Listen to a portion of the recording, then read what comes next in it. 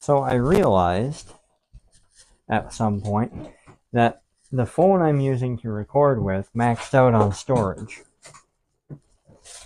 And you missed some of this sewing. The last point I was at, I had just started sewing up here. And I got down to here. Actually, I got to about here by the time I realized that I was no longer recording. Then while somebody else was taking care of getting things moved off of the phone and onto our antiquated computer, I continued sewing so that we could show you the end of this. And I left enough stitches here to show you what I'm doing to hand sew. With all that being said, I'm going to continue working here. So this is a diamond-shaped awl. I'm not sure if this is in the part that I thought I had recording and didn't. I think that this is part that I didn't record. So I'm going to go over it again. This is a diamond-shaped awl. So grab a sheet of paper here and draw it out real quick what it looks like if you were to punch a hole with it. So it's not a square. Let me grab a different, I'll use a Sharpie and a different piece of paper, because this one's actually my sketch for my stamp. Okay, so here's what it doesn't look like. It doesn't look like this. It's not square. What it does look like is a diamond. So your stitch groove is here, and that's your overstitch marks. So you want this diamond shape to end up in the stitch groove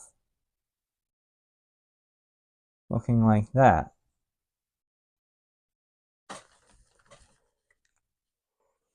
If you get crooked with your diamond shape, then your stitches will look off. So if you get it in there like that, obviously your stitch is not going to work right. And now I'll show you what that looks like in real life. Now I push it through just until it starts to prick the outside. And there I actually missed the stitch groove on the back side, which is great because I can show you.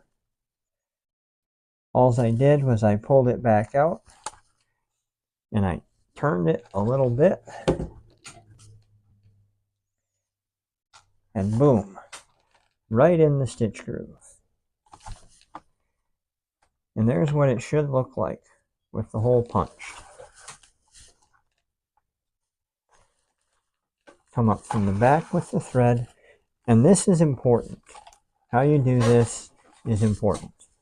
You want to keep this pulled down, go over the top with this one. If you aren't consistent with your top thread and bottom thread, then your stitches will look very uneven. I hold my finger on the back side, and I can feel when that awl is just starting to poke through. And then I look, and that one's in the stitch groove. Beautiful. You want to be really careful holding your finger in front of the awl, especially if you're working with a light colored project that will show up on. Because if your awl is properly sharp, which as with all of my tools, my awl is very sharp, make you bleed really quick.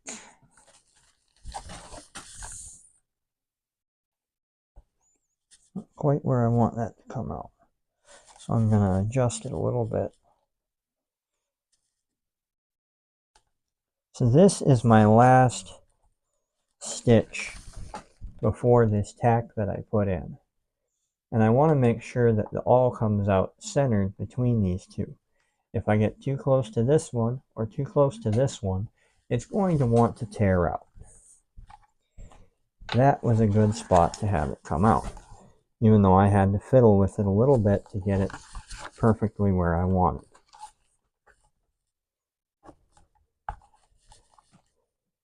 And that came out the wrong hole. Which will happen sometimes. There we go. And I'm maintaining the bottom thread always comes up, the top thread goes down after the bottom thread comes up. Bottom thread is always pulled that direction, and my slot, the angle of my awl is like that. Not like that, it's like that. The Art of Hand Sewing is a book by Al Stolman. It's an excellent resource. Now I'm going to pull out this tack. I'm using my stitching awl. It's a really good idea not to do this. I have stabbed myself with my stitching awl from pulling too hard on the tack, and it gives way. So if you're not familiar with doing this, do us all a favor and use a blunt instrument. One thing to keep in mind while removing tacks is that you don't just want to grab one end with the pliers and haul off on it. Because what you'll do is you'll rip the leather instead of the thread. The thread won't flow out nicely, it'll just cut through the leather. You want to work that thread out. And there, that tack is removed. Now my last 2 stitches.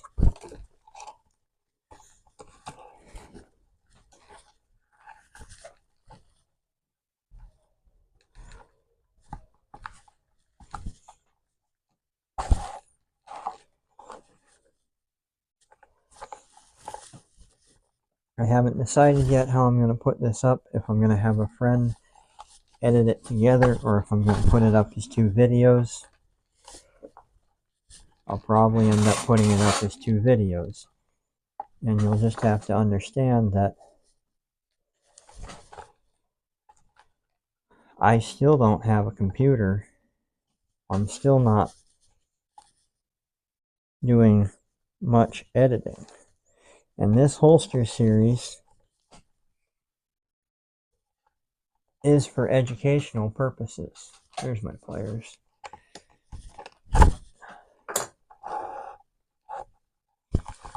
I could have bought a computer, but I ordered another gun instead. So there is that.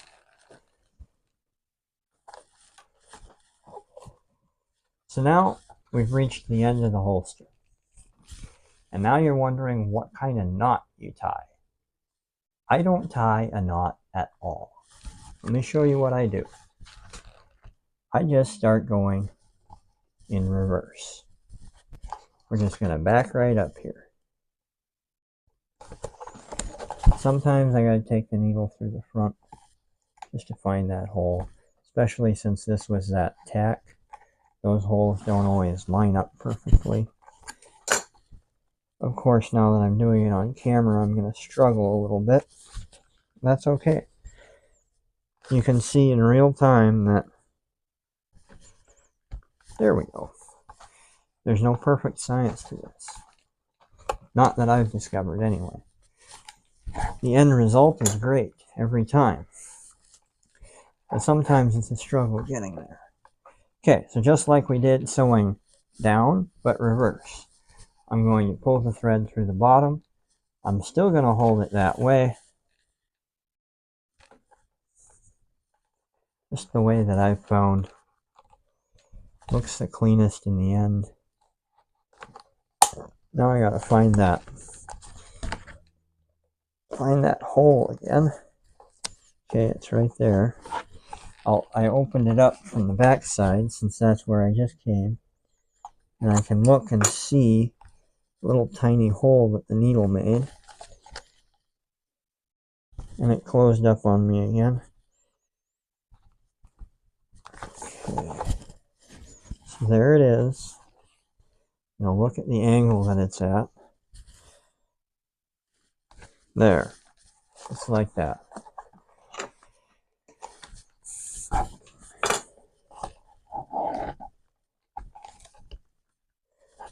Pull that tight.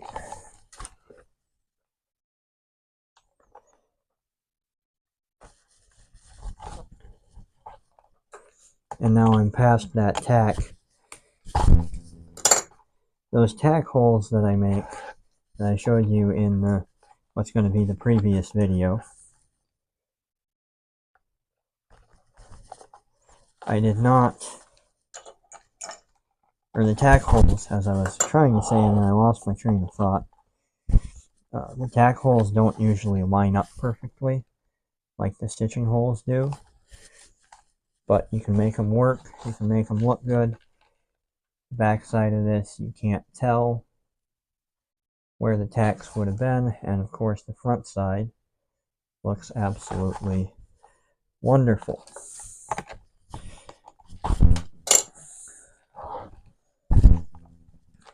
This is what's called back stitching, and it's how I tie my knots on everything.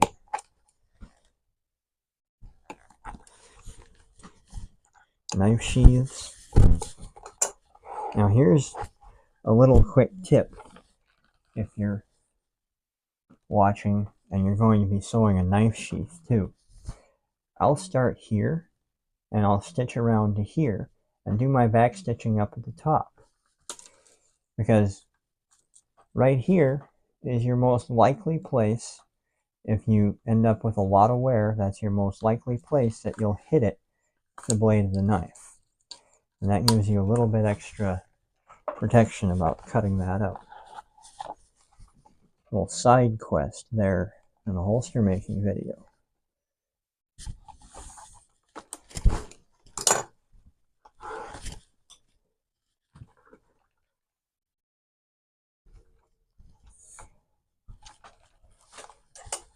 And I don't know if there's actually a real magic number, but for me, I've always done 4 back stitches. So I've got 1, 2, 3, and 4. And doing that, I've never had any come out. I've never had anything come unstitched. I've got holsters that I've been running for many years that are done just like that. And there's 4 back stitches back here from where I sewed up the plug, or the toe of the holster. I started here, I stitched around to there. As I said in the last shoot, that was off camera. Now, to trim them off, you don't want to cut your stitching. So I pull this tight and off to the side. You can use pocket knife, utility knife. This knife is my indispensable Bear and Son that my brother gave me. You'll hear me say that over and over, partly because I love this knife, and partly because my brother is awesome. The backside, I usually don't worry about getting as tight and as close as I do the front side, for 2 reasons. First of all, it's the backside, and you're not going to see it very often. Second, there has been a very few times where I've had something work out to where you'll end up with a tail sticking out. Now, if I end up with a tail sticking out on the backside after, say, 3 or 4 years, it's not a big deal. But if that tail works out from the backside and out to the front, and you've got a tail hanging out here, that's going to look really shabby. So if you leave just a little bit extra on the backside, that's almost a little bit of insurance that that won't work out. Now we're just going to trim this off. I'm going to take a quick look at my camera, see what's in frame and what's not. So I want to make sure that you guys can see what I'm doing here as I trim this.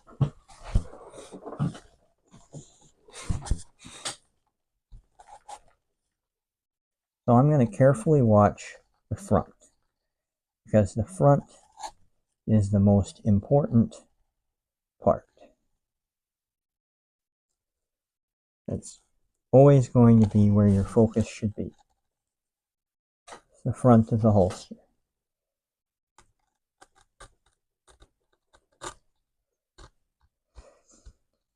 Now, I can do this pretty much by feel. If you're not used to doing this, you're going to need to be looking at the back side, which I got to clean up a little bit yet. But I wanted to get the majority of this cut off of here to start with. Now this little tail here is going to be a little bit interesting to trim off. Not too bad. Actually a lot easier than I thought it was going to be. Now I'm going to clean this up a little bit, just to get rid of all of that that's sticking up past the holster. Right now I'm trimming lining leather out.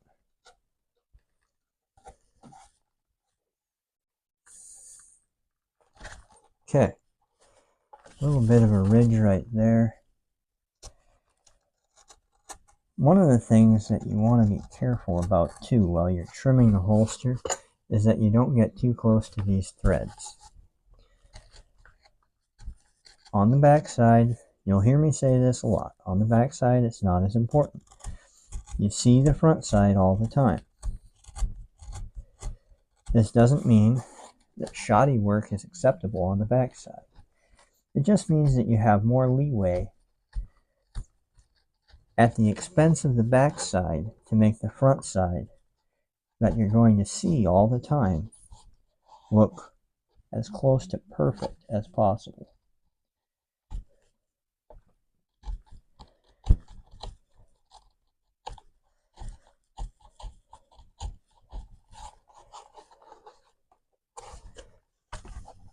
Partly I'm feeling this to see if there's any lumps, any ridges.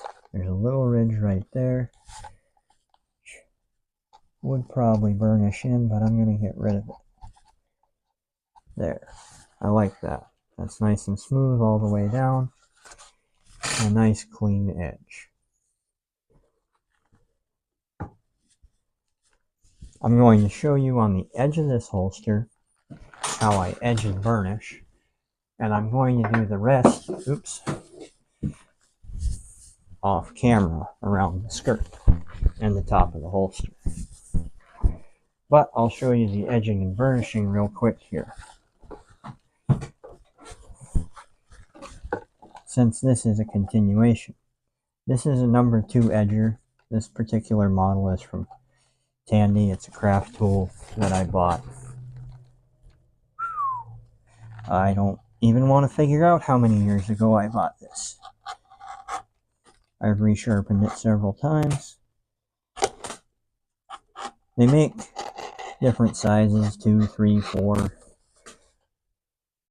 Those are the sizes that I have. I'm not sure if there's more. The 2 being the smallest, takes the smallest amount of leather off. The 4 being the largest that I own.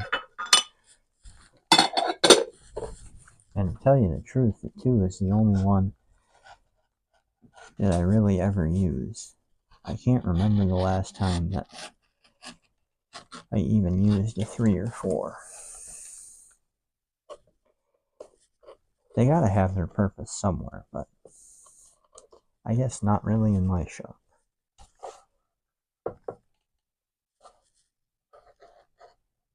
Just kind of clean it up a little bit.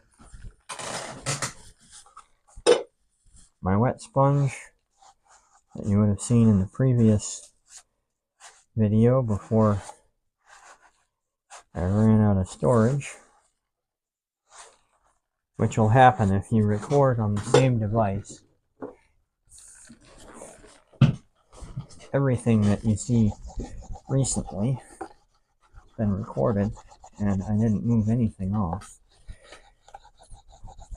So I got this wet, and this is just a wood slicker tool. It's got different sizes. I've gotten it. This is actually from Tuco the Rat's Paladin rig. All of this blackness.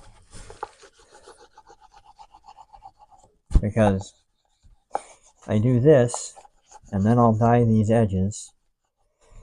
I haven't decided yet if I'm going to do black edges on this or brown. I'll probably go with the same brown that the holster is, because I think that looks more authentic.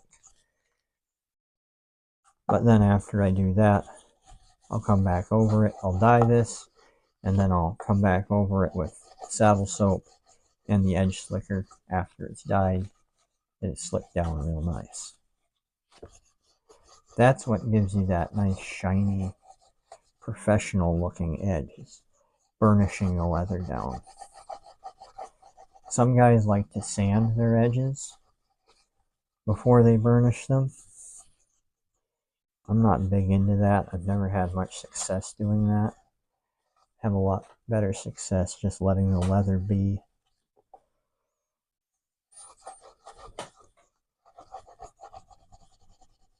After a few years, it'll fuzz up a little bit. It's leather. Alright, now, take the gun and stick it in.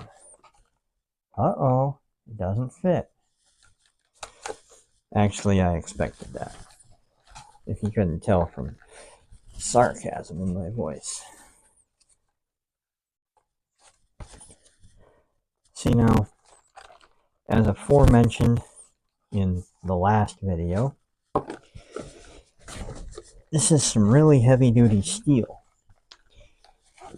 I'm just gonna ram this puppy in here. Try to open this up some. I didn't quite curve it enough as I was shaping it.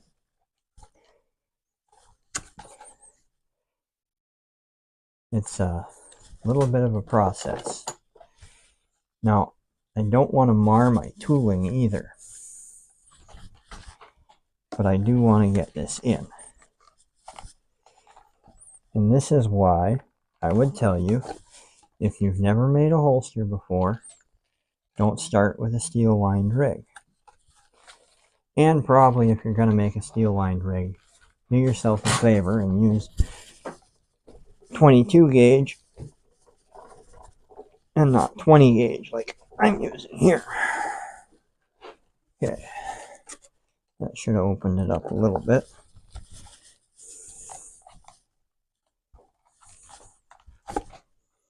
Because the gun is supposed to go into about there.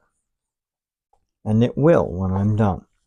And it'll fit nice and loose. Because I am not letting this holster be a failed project. And that's also something that you have to keep in mind.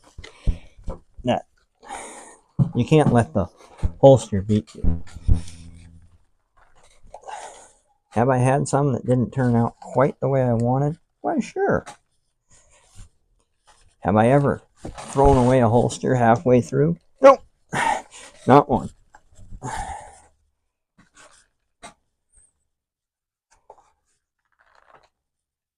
I would like to stop the camera and make this fit.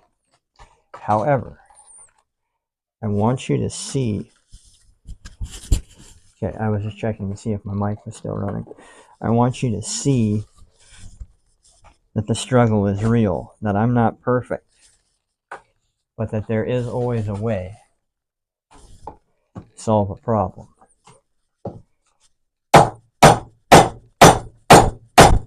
Yes, sometimes violence is the answer. Did I say that out loud? Please note that was sarcasm. Kind of. Okay. We're getting there, folks. We're getting there. Now the gun wants to really kick out like this, and I don't want that. The other thing is that this toe down here is pretty dry. I'm going to pause this, go get this soaking wet, and hit it again. Alright, so I went to the sink, and I capped my hand under the end of the holster, and I filled it up with water, and I held it there and let it sit for a little while, and then dumped the water out the bottom. A little bit of coffee always makes things go better. If you're not a coffee drinker, I really don't know how you're going to do leather work, but that's up to you.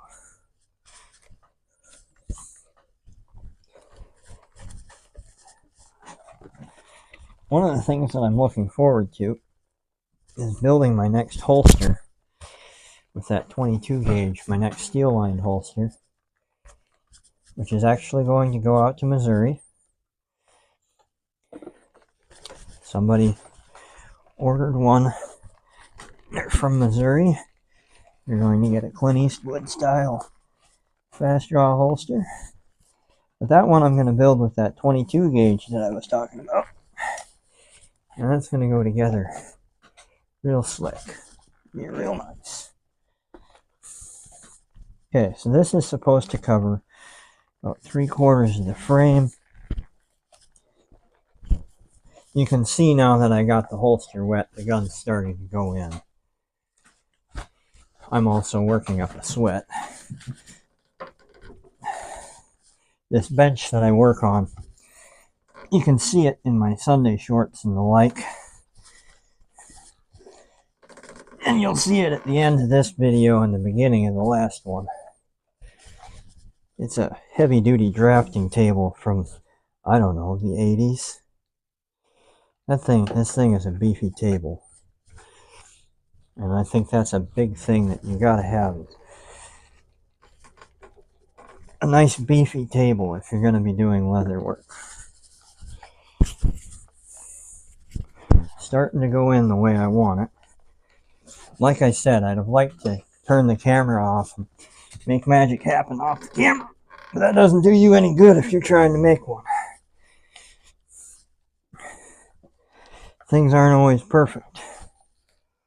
Now I want to open this up because this is a steel lined fast draw holster, and I want to open this up so that the cylinder can turn inside of the holster, because I wasn't aware until I was dealing with Tuco that that's actually how people want their fast draw holsters, is to be able to thumb the hammer while it's still in the holster. To me, that causes thumbing the hammer while your cylinder's still in the holster causes a bit of a safety concern in my mind, but if that's what's in this